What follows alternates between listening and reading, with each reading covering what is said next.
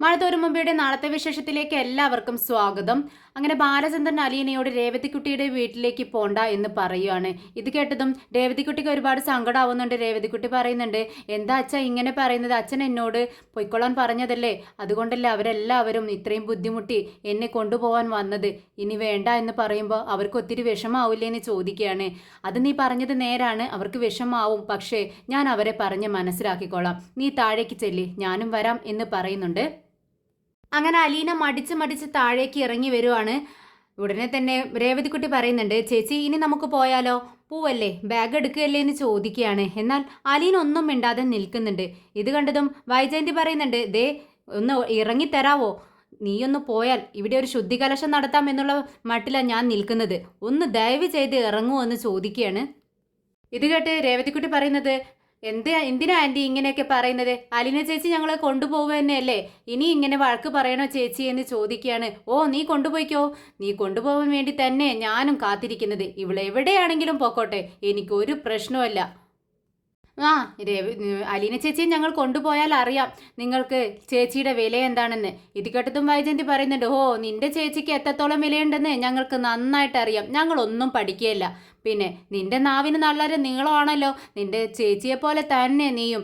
അല്ല, രണ്ടും ഒരേ കണക്കിനല്ലേ വളർന്നത്, ആരുമില്ലാതെ വല്ലവരും പെറ്റിട്ടതല്ലേ. അതുകൊണ്ട് ഇങ്ങനെയൊക്കെ തന്നെ സ്വഭാവം ഉണ്ടാവത്തുള്ളൂ. ആരോട് എന്ത് പറയണമെന്ന് നിങ്ങൾക്ക് അറിയത്തില്ലല്ലോ. എന്നാൽ രേവതിക്കുട്ടിയെ പറഞ്ഞത് നമ്മുടെ ത്രേസ്യാമ്മയ്ക്ക് അധികം പിടിച്ചിട്ടില്ല. ത്രേസ്യാമ്മ പറയുന്നുണ്ട്, ദേ അലീനയെ നിങ്ങൾ പറയുന്നത് ഞങ്ങൾ കേട്ട് നിൽക്കുന്നുണ്ട്. അതുപോലെയല്ല, രേവതിക്കുട്ടിയെ പറഞ്ഞാൽ അവൾക്ക് ചോദിക്കാനും പറയാനും ഇവിടെ ആളുണ്ട്. രേവതിക്കുട്ടിയെ വഴക്ക് പറയാനുള്ള അവകാശം നിങ്ങൾക്കില്ല എന്ന് പറയാണ്. ഓ, എന്നോട് പറഞ്ഞതിനുള്ള മറുപടിയെ ഞാൻ പറഞ്ഞിട്ടുള്ളൂ എന്ന് വൈജയന്തി പറയുന്നുണ്ട്. എന്തിനാ നിങ്ങൾ ഈ പെൺകുട്ടികളെ ഇങ്ങനെ വഴക്ക് പറയുന്നത്? നിങ്ങളും ഒരമ്മയല്ലേ, നിങ്ങളുടെ മക്കളുടെ പ്രായമല്ലേ ഈ കുട്ടികൾക്കുള്ളൂ എന്ന് പറയാണ് ഗ്രേസ്യ. ഇത് കേട്ടതും വൈജയന്തി പറയുന്നുണ്ട്, ദേ എൻ്റെ മക്കളെയും ഇവരും തമ്മിൽ താരതമ്യം ചെയ്യണ്ട, അതിന് മാത്രം ഒന്നും ഇവരായിട്ടില്ല.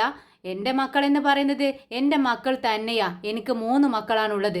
ഇത് കേട്ടതും ഗ്രേസ്യ ചോദിക്കുന്നുണ്ട്, നിങ്ങൾക്ക് 3 മക്കളാണോ? അതെന്താ നീ അങ്ങനെ ചോദിച്ചത്?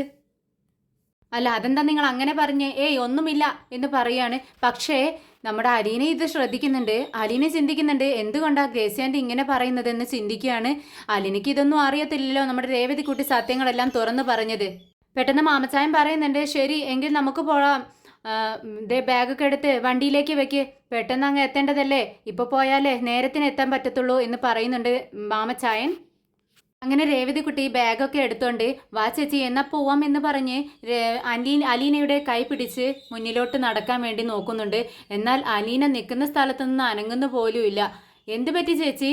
ചേച്ചി എന്താ അവിടെ തന്നെ നിൽക്കുന്നത്? വാ ചേച്ചി നമുക്ക് പോവാം എന്ന് പറയുന്നുണ്ട് രേവതിക്കുട്ടി.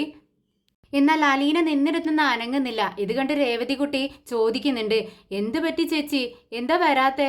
ചേച്ചിയെ കൊണ്ടുപോകാനല്ലേ ഞങ്ങൾ വന്നത്, വാ ചേച്ചി എന്ന് പറയാണ്. എല്ലാവരും അലീനയെ ശ്രദ്ധിക്കുന്നുണ്ട്. ഞാൻ വരുന്നില്ല മോളെ. എന്താ ചേച്ചി പറയുന്നത്, വരുന്നില്ലെന്നോ? അതെ മോളെ, ഞാൻ വരുന്നില്ല. അച്ഛൻ എന്നോട് പോണ്ടാന്ന് പറഞ്ഞു, അതിനു വേണ്ടിയാ അച്ഛൻ ഇപ്പോൾ എന്നെ വിളിപ്പിച്ചത്. ഇത് കേട്ടതും രേവതിക്കുട്ടി സങ്കടമാവുന്നുണ്ട്. ചേച്ചി ചേച്ചി വരുന്നുണ്ടെന്ന് പറഞ്ഞിട്ടല്ലേ ഞങ്ങൾ വന്നത്. ദേ ആൻറ്റിയും ചേച്ചിയും അങ്കിളും എല്ലാവരും ഞാൻ എൻ്റെ കൂടെ പോന്നതാണ്. പിന്നെ സാറിൻ്റെ സമ്മതം മേടിച്ചിട്ടല്ലേ ചേച്ചി എന്നെ വിളിച്ച് പറഞ്ഞത്. രേവതിക്കുട്ടിയുടെ ഈ വാക്കുകളൊക്കെ കേട്ട് ബാലചന്ദ്രൻ മുകളിൽ വന്ന് നിന്ന് താഴേക്ക് നോക്കിക്കൊണ്ട് പറയുന്നുണ്ട്, രേവതിക്കുട്ടി എനിക്ക് നിന്റെ സങ്കടം മനസ്സിലാവും. എന്തായാലും അലീന വരുന്നില്ല, അതെന്താന്ന് ചോദിക്കുകയാണ് രേവതിക്കുട്ടി. അലീനെ ഇപ്പോൾ പറഞ്ഞു വിടാൻ എനിക്ക് കഴിയില്ല. ഞാൻ പറഞ്ഞതാണ് അവളോട് പൊയ്ക്കോളാൻ, പക്ഷേ ഇപ്പോഴത്തെ സാഹചര്യത്തിൽ അവളെ പറഞ്ഞു വിടാൻ എനിക്ക് പറ്റത്തില്ല. എന്തായാലും നിങ്ങളെ ബുദ്ധിമുട്ടിച്ചതിൽ എന്നോട് ക്ഷമിക്കണം. അവളോട് വിരോധമൊന്നും തോന്നരുത്, അവൾക്കിതൊന്നും അറിയില്ല. ഞാൻ ഇപ്പോഴാണ് ഈ തീരുമാനം എടുത്തത്. എല്ലാം പെട്ടെന്നായിരുന്നു. മുൻകൂട്ടി നിങ്ങളെ അറിയിക്കാൻ കഴിഞ്ഞില്ല. ഞാൻ ഒന്നുകൂടി നിങ്ങളോട് ക്ഷമ ചോദിക്കുന്നു എന്ന് പറയുന്നുണ്ട് ബാലചന്ദ്രൻ. ഇത് കേട്ടിട്ട് വൈജയന്തിക്ക് ദേഷ്യം വരികയാണ്. അത്ര നേരം വൈജയന്തി ഇങ്ങനെ അടക്കി പിടിച്ച് നിൽക്കുമായിരുന്നു. പെട്ടെന്ന് വൈജയന്തി അങ്ങ് പൊട്ടിത്തെറിക്കുകയാണ്. മുകളിലേക്ക് ബാലചന്ദ്രനെ നോക്കിക്കൊണ്ട് ചോദിക്കുന്നുണ്ട്, അതെന്താ അവള് പോയാല്? എന്തിനാ അവളെ ഇവിടെ പിടിച്ചു നിർത്തുന്നത്? അവള് പോയാലേ എനിക്ക് സമാധാനം കിട്ടൂ. നിനക്ക് സമാധാനം കിട്ടണമെങ്കിലേ നീ വേറെ എവിടെയെങ്കിലും പോയി താമസിക്കേണ്ടി വരും. ഇവിടെ ഇങ്ങനെയൊക്കെ തന്നെ നടക്കത്തുള്ളൂ. അലീന ഇവിടെ നിന്നും എങ്ങോട്ടും പോകുന്നില്ല. ആര് വിചാരിച്ചാലും അത് നടക്കുകയില്ല. എൻ്റെ തീരുമാനങ്ങൾ മാത്രമേ ഇവിടെ നടക്കത്തുള്ളൂ. എന്നോടുള്ള ദേഷ്യത്തിന് നിങ്ങൾ ഇങ്ങനെയൊന്നും ചെയ്യേണ്ട ആവശ്യമില്ല. ദേ ഇവളെ ഇവിടെ നിന്ന് കൊണ്ടുപോകാൻ വേണ്ടിയിട്ടാണ് ഇവരെല്ലാം വന്നിരിക്കുന്നത്. പിന്നെ എന്തിനാ നിങ്ങളായിട്ട് ഇവളെ ഇവിടെ ഇങ്ങനെ പിടിച്ചു നിർത്തുന്നത്? എന്താ നിങ്ങളുടെ ഉദ്ദേശം? അവളെക്കുറിച്ചുള്ള തീരുമാനങ്ങൾ എടുക്കേണ്ടത് ഞാനാണ്, നീയല്ല വൈജെ. അവൾ എങ്ങോട്ട് പോകണം പോണ്ട എന്നൊക്കെ തീരുമാനിക്കുന്നത് ഞാനാ. അവൾ എവിടേക്കും പോകുന്നില്ല. അവൾ എൻ്റെ മോളാ. അവൾ ഞാൻ പറയാതെ എങ്ങോട്ടും പോവില്ല. ഞാൻ പറയുന്നതേ അവൾ അനുസരിക്കൂ എന്ന് പറയുന്നുണ്ട് ബാലചന്ദ്രൻ. ആകെ വിഷമിച്ച് നിൽക്കുകയാണ് നമ്മുടെ ഗ്രേസി ആൻറ്റിയും മാമച്ചായനും രേവതിക്കുട്ടിയും. അത് കണ്ടിട്ട് ബാലചന്ദ്രൻ പറയുന്നുണ്ട്, മോളെ രേവതിക്കുട്ടി, നിന്റെ വിഷമം എനിക്ക് മനസ്സിലാവുന്നുണ്ട്. നിന്റെ ചേച്ചി നിന്റെ അടുത്തേക്ക് ഒരിക്കലും വരില്ല എന്നല്ല പറയുന്നത് ഞാൻ. ഇപ്പോൾ വരാൻ പറ്റത്തില്ലെന്നേ പറഞ്ഞുള്ളൂ. ഇനി ഒരു ദിവസം ഞാൻ തന്നെ അവളെ നിന്റെ വീട്ടിൽ കൊണ്ടുവന്ന് വിടാം. എന്താ നിനക്ക് സന്തോഷമായോ എന്ന് ചോദിക്കുകയാണ്. ഉടനെ തന്നെ ഗ്രേസ്യ നമ്മുടെ ബാലചന്ദ്രനോട് പറയുന്നുണ്ട്, ഇവിടുത്തെ പ്രശ്നമെന്ന് പറയുന്നത് ഇപ്പോൾ അലീനയാണല്ലോ. അലീന ഞങ്ങളോടൊപ്പം വന്നാൽ നിങ്ങളുടെ ഭാര്യയും നിങ്ങളും തമ്മിലുള്ള പ്രശ്നത്തിന് ഒരു പരിഹാരമാവുമല്ലോ. അപ്പോൾ ഞങ്ങൾ അവളെ കൊണ്ടുപോകുന്നതല്ലേ നല്ലത് ബാലചന്ദ്ര എന്ന് ചോദിക്കുകയാണ്. ഞങ്ങൾ തമ്മിലുള്ള പ്രശ്നം ഒരിക്കലും അവസാനിക്കരുത്, അതിനു വേണ്ടി തന്നെയാണ് ഞാൻ ഇങ്ങനെയൊക്കെ ചെയ്യുന്നതെന്ന് ബാലചന്ദ്രൻ പറയുമ്പോൾ അത് കേട്ടിട്ട് ആകെ ദേഷ്യം വരികയാണ് വൈജയന്തിക്ക്. അപ്പോൾ നിങ്ങൾ എന്നോടുള്ള ദേഷ്യമാണ് ഈ തീർക്കുന്നതെല്ലാം അല്ലേ? എന്നോടുള്ള ദേഷ്യത്തിനാണ് ഇവളിവിടെ പിടിച്ചു നിർത്തിയിരിക്കുന്നത്. അതെനിക്ക് മനസ്സിലായിട്ടുണ്ട്. അതുകൊണ്ട് തന്നെയാണ് ഞാൻ ഇവളെ ഇവിടെ നിന്നും ഇറക്കി വിടുന്നത്. ഒന്നുമില്ലെങ്കിൽ ഞാൻ, അല്ലെങ്കിൽ ഇവള്. എന്തായാലും ഇവളെ ഇവിടെ നിന്നും ഇറക്കി വിടാൻ ഞങ്ങൾ എല്ലാവരും തീരുമാനിച്ചു കഴിഞ്ഞു. എൻ്റെ വീട്ടുകാർ ഇന്ന് ഇങ്ങോട്ടേക്ക് വരുന്നുണ്ട്. അവർ പിടിച്ച് ഇവളെ പുറന്തള്ളുന്നതിന് മുൻപ് ഇവൾ സ്വമേധയാ ഇവിടെ നിന്ന് ഇറങ്ങുവാണെങ്കിൽ അത്രയും നല്ലത്. നിന്റെ ഈ വാശിയും വൈരാഗ്യമൊക്കെ മീനച്ചലാറ്റിൽ കൊണ്ടുപോയി തള്ള്, അല്ലാതെ എൻ്റെ വീട്ടിൽ നടക്കത്തില്ല. പിന്നെ നിന്റെ വീട്ടുകാരിങ്ങോട്ടേക്ക് എഴുന്നള്ളുന്ന കാര്യം അവരിങ്ങോട്ടേക്ക് വരട്ടെ, ഞാൻ അതും കാത്തു തന്നെയാണ്, അത് പ്രതീക്ഷിച്ച് തന്നെയാണ് ഞാനും ഇവിടെ ഇരിക്കുന്നത്. എന്താ ഇവിടെ നടക്കാൻ പോകുന്നത് ഞാനൊന്നും കാണിച്ചു തരാം നിങ്ങൾക്ക്. ഞാൻ മാമച്ചായനും ഗ്രേസിയൊക്കെ ആകെ പകച്ചു നിൽക്കുകയാണ്. ഇങ്ങനെ ഒരു ഗസ്റ്റ് വീട്ടിൽ വന്നിട്ടുണ്ട് എന്ന് പോലും നോക്കാതെ ഇവർ വൈജയന്തിയും ബാലചന്ദ്രനും തമ്മിലുള്ള ഈ പോര് കണ്ടിട്ട് അവരാകെ പകച്ചു നിൽക്കുകയാണ്. ഗ്രേസി അലീനോട് ചോദിക്കുന്നുണ്ട്, അലീനെ ഇത് നിന്റെ ജീവിതമാണ്. ദേ നിന്റെ ജീവിതത്തെക്കുറിച്ചാണ് ഇവിടെ സംസാരിക്കുന്നതും. അതുകൊണ്ട് നീ ഒരു തീരുമാനം എടുക്കാൻ, നിനക്കൊരു തീരുമാനം എടുത്തുകൂടെ? ബാലചന്ദ്രൻ സാറ് ഇങ്ങനെയൊക്കെ പറയുന്നുണ്ട്. നിനക്കൊരു തീരുമാനമില്ലേ? ഈ വീട്ടിലെ പ്രശ്നം ഇപ്പോൾ നീയാണ്. നീ ഞങ്ങളോടൊപ്പം വരുന്നുണ്ടോ? നിന്റെ തീരുമാനമാണ് ഞങ്ങൾക്ക് അറിയേണ്ടത്. കേട്ടോ അലീന പറയുന്നുണ്ട്, സോറി ആൻറ്റി, എനിക്ക് വരാൻ പറ്റില്ല. എൻ്റെ അച്ഛൻ പറയുന്നത് പോലെയാണ് എനിക്ക് ചെയ്യാൻ കഴിയത്തുള്ളൂ. അദ്ദേഹം പറയുന്നതിന് അപ്പുറം ഞാൻ ഒന്നും ചെയ്യില്ല. ഞാൻ നിങ്ങളോടൊപ്പം വരുന്നില്ല. അച്ഛൻ പറഞ്ഞതുപോലെ പിന്നീട് ഒരു ദിവസം ഞാൻ നിങ്ങളുടെ വീട്ടിലേക്ക് വരാം. മോൾ എന്നോട് ക്ഷമിക്കണം, നിങ്ങളും എന്നോട് ക്ഷമിക്കണം കേട്ടോ എന്ന് പറയുന്നുണ്ട് അലീന. അലീന ബാഗ് എടുത്തിട്ട് റൂമിൽ കൊണ്ടുപോയി വെക്കാൻ വേണ്ടി നിൽക്കുമ്പോൾ വൈജയന്തി തടയുന്നുണ്ട്. ദേ നിൽക്കടി അവിടെ, നീ എങ്ങോട്ടൊക്കെയാണ് പോകുന്നത്? ഇതെടുത്ത് പുറത്തോട്ട് ഇറങ്ങാനല്ലേ നോക്കിയത് വന്നത്, എന്നാൽ ആ വഴിക്ക് തന്നെ നീ പൊക്കോ എന്ന് പറയുകയാണ്. ഉടനെ തന്നെ അലീന പറയുന്നുണ്ട്, ഞാൻ പറഞ്ഞില്ലേ എനിക്ക് എങ്ങോട്ടും പോകാൻ പറ്റത്തില്ല. അച്ഛൻ എന്നോട് പോണ്ടാന്ന് പറഞ്ഞു. അച്ഛൻ പറയുന്നത് വരെ ഞാനിവിടെ നിൽക്കും. അച്ഛൻ പൊക്കോ എന്ന് പറയുന്നത് എപ്പോഴാണോ ആ നിമിഷം ഞാൻ ഇവിടെ നിന്നും ഇറങ്ങുമെന്ന് പറയുകയാണ്. എന്നാൽ ഇതെല്ലാം കേട്ട് ഗ്രേസിയമ്മയ്ക്കും അത്രയ്ക്ക് ഇഷ്ടപ്പെടുന്നൊന്നുമല്ല. ഗ്രേസിയമ്മയും അലീനയെ കൊണ്ടുപോകാം എന്നുള്ളൊരു പ്രതീക്ഷയോടെയാണല്ലോ ഇത്രയും ദൂരം വന്നത്. ഉടനെ തന്നെ രേവതിക്കുട്ടിയോട് പറയുന്നുണ്ട്, ഗ്രേസിയെ രേവതിക്കുട്ടി എന്താ ഇനി നോക്കി നിൽക്കുന്നത്? അവൾ വരുന്നില്ലെന്ന് പറഞ്ഞില്ലേ, ഇനി നമുക്ക് പോവാം. അങ്ങനെ രേവതിക്കുട്ടിയും ഗ്രേസി ആൻറ്റിയും മാമച്ചായനും പോവാനായിട്ട് ഇറങ്ങുമ്പോൾ അലീന പിറകെ വന്നിട്ട് പറയുന്നുണ്ട്, രേവതി മോളെ എന്നോട് ദേഷ്യപ്പെടരുത്. ആൻറ്റി അങ്കിളിനോടും കൂടിയാണ് ഞാൻ പറയുന്നത്. നിങ്ങൾ എന്നോട് ക്ഷമിക്കണം. എനിക്ക് വരാൻ പറ്റാത്ത ഒരു സാഹചര്യം ആയതുകൊണ്ടാണ്. ഉടനെ രേവതിക്കുട്ടി പറയുന്നുണ്ട്, എന്ത് സാഹചര്യം എന്നാ ചേച്ചി പറയുന്നത്? ദേ ഞങ്ങളിവിടെ ഉള്ളപ്പോൾ തന്നെ ചേച്ചിക്ക് ഇത്രയും ബുദ്ധിമുട്ട്. എന്തൊക്കെയാണ് ഇവർ ചേച്ചിയെ പറയുന്നത്? എന്നിട്ട് ഞങ്ങളിവിടെ ഇല്ലാത്ത സമയത്ത് അപ്പോൾ ചേച്ചി എന്തൊക്കെ ഇവർ ചെയ്യുന്നുണ്ടായിരിക്കും? എത്രമാത്രം ബുദ്ധിമുട്ടിപ്പിക്കുന്നുണ്ടായിരിക്കും? ഇതൊക്കെ ചേച്ചി ചിന്തിക്കണ്ടേ? ചേച്ചിക്ക് ഞങ്ങളോടൊപ്പം ഇങ്ങ് വന്നൂടെ? എന്തിനാ സാറിൻ്റെ അനുവാദത്തിന് വേണ്ടി കാത്തു നിൽക്കുന്നതെന്ന് ചോദിക്കുന്നുണ്ട്. ഇത് കേട്ടതും അലീന പറയുന്നുണ്ട്, മോളെ അതിനെക്കുറിച്ച് നിനക്ക് അറിയാഞ്ഞിട്ടാ.